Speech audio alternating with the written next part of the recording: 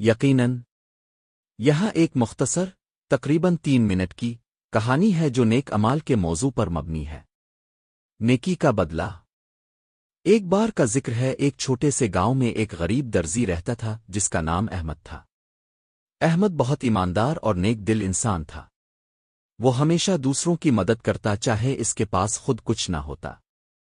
ایک سردیوں کی صبح احمد دکان پر جا رہا تھا کہ راستے میں اس نے ایک بوڑھے شخص کو سردی سے کانپتے ہوئے دیکھا۔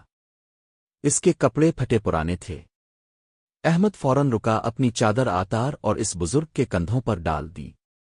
بزرگ نے نم آنکھوں سے دعائیں دیں، لیکن احمد نے مسکرا کر کہا، یہ سب اللہ کی امانت ہے، آپ کی ضرورت مجھ سے زیادہ ہے۔ کچھ سال گزر گئے۔ احمد کی دکان اچھی نہیں چل رہی تھی اور وہ قرض میں ڈوب چکا تھا۔ کئی بار سوچا کہ شہر جا کر مزدوری کرے، مگر گاؤں کو چھوڑنا اس کے لیے مشکل تھا۔ ایک دن گاؤں میں ایک رئیس آیا۔ وہ نیا مکان بنوانا چاہتا تھا اور اسے مقامی درزی کی تلاش تھی جو سادگی سے کپڑے سیتا ہو۔ جب رئیس نے لوگوں سے پوچھا، سب نے بیک زبان کہا، اگر نیکی، ایمانداری اور صفائی چاہیے تو احمد کے سوا کوئی نہیں۔ رئیس احمد کی دکان پر آیا۔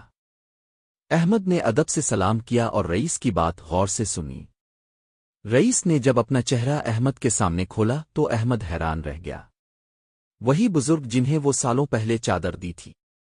بزرگ رئیس نے مسکرا کر کہا، آج میرے پاس سب کچھ ہے، مگر جس نے اس وقت مدد کی جب میرے پاس کچھ نہ تھا وہ تم تھے۔ اب تم میرے ساتھ چلو، میری فیکٹری کے چیف درزی بنو اور ایک نئی زندگی کی شروعات کرو۔ احمد کی آنکھوں سے آنسو بہنے لگے۔ اس نے شکر ادا کیا اور دل میں کہا، واقعی نیکی کبھی ضائع نہیں جاتی۔ سبق: ہم جو نیکیاں کرتے ہیں وہ شاید فوری طور پر نظر نہ آئیں، مگر وقت آنے پر اللہ انہیں کئی گنا بڑھا کر واپس کرتا ہے۔ بہت سمے پہلے کی بات ہے۔ ایک شہر میں ایک راجا راج کرتا تھا۔ وہ بہت امیر تھا، لیکن پھر بھی ہمیشہ بے چین اور دکھی رہتا تھا۔ اسے کبھی چین نہیں آتا تھا، اسے ہمیشہ کچھ اور چاہیے ہوتا، اور وہ سنتشٹی سے کوسوں دور تھا۔ ایک دن اس کے راجیہ میں ایک درویش سنت آیا۔ وہ بہت شانت، پرسن اور سنتشٹ دکھتا تھا۔ راجا نے اسے بلوایا اور پوچھا، راجا، اے درویش، میں سب کچھ ہوتے ہوئے بھی دکھی ہوں، اور تم کچھ نہ ہوتے ہوئے بھی اتنے سکھی کیسے ہو؟ مجھے بھی وہ راز بتاؤ جس سے مجھے سکون مل سکے۔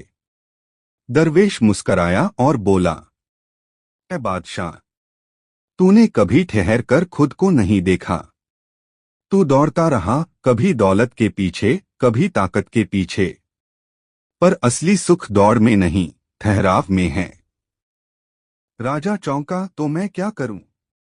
درویش بولا، 3 باتوں کو جیون میں اتار لے۔ 1، جو تیرے پاس ہے پہلے اس کی قدر کر۔ 2، ہر چیز وقت سے ملتی ہے، لالچ سے نہیں۔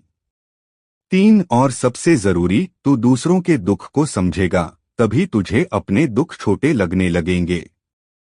پھر درویش نے راجا کو ایک چھوٹی سی انگوٹھی دی اور کہا، جب کبھی تو بہت دکھی ہو یا بہت گھمنڈی، اسے دیکھ لینا۔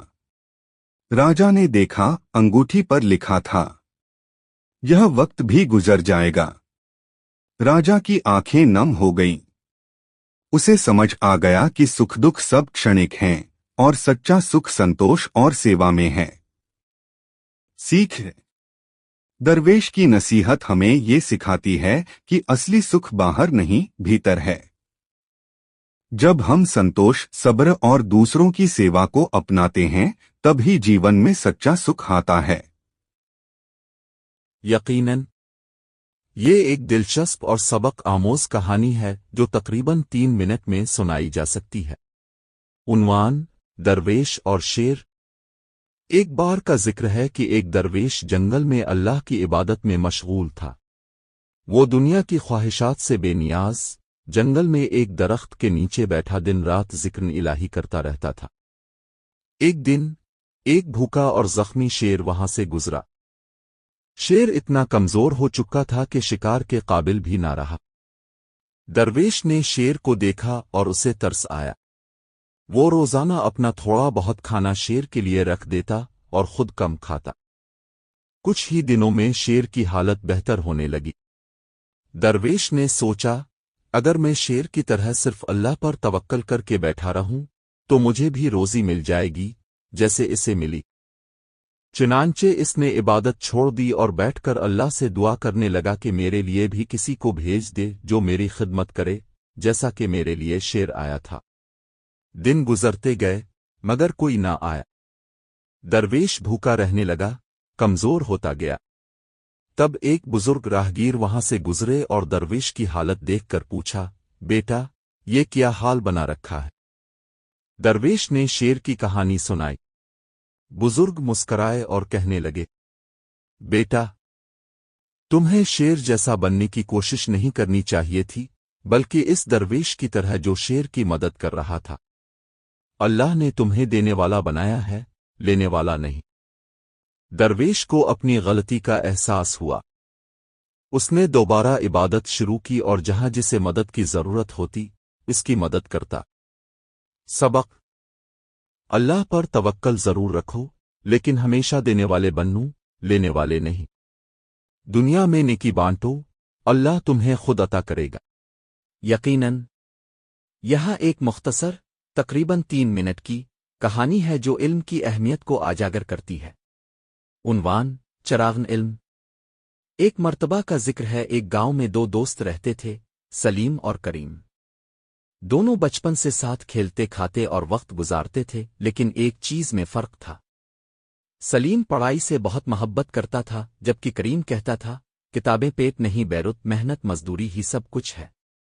سلیم نے تعلیم جاری رکھی۔ وہ گاؤں کے اسکول سے پڑھ کر شہر گیا، وہاں سے ڈگری حاصل کی اور انجینئر بن گیا۔ دوسری طرف کریم کھیتوں میں کام کرتا رہا۔ وقت گزرتا گیا۔ ایک دن سلیم اپنے گاؤں واپس آیا۔ اب وہ ایک کامیاب انسان تھا، لوگوں کے مسائل حل کرتا، سڑکیں، اسکول اور پانی کے منصوبے بناتا۔ گاؤں میں جب نیا اسکول بن رہا تھا تو کریم نے سلیم سے پوچھا، یہ سب کیسے ممکن ہوا؟ سلیم مسکرایا اور بولا، یہ سب علم کا نتیجہ ہے کریم۔ علم وہ چراغ ہے جو اندھیرے میں روشنی کرتا ہے، جو ہمیں صرف روٹی نہیں بلکہ عزت، ترقی اور دوسروں کی خدمت کا راستہ بھی دکھاتا ہے۔ کریم نے خاموشی سے سلیم کو دیکھا اور پہلی بار کتاب الفاٹے۔ سبق: علم صرف کتابوں میں بند الفاظ نہیں بلکہ زندگی کو بہتر بنانے کا ذریعہ ہے۔ یہ سوچ بدلتا ہے، راستے دکھاتا ہے اور معاشرہ سنوارتا ہے۔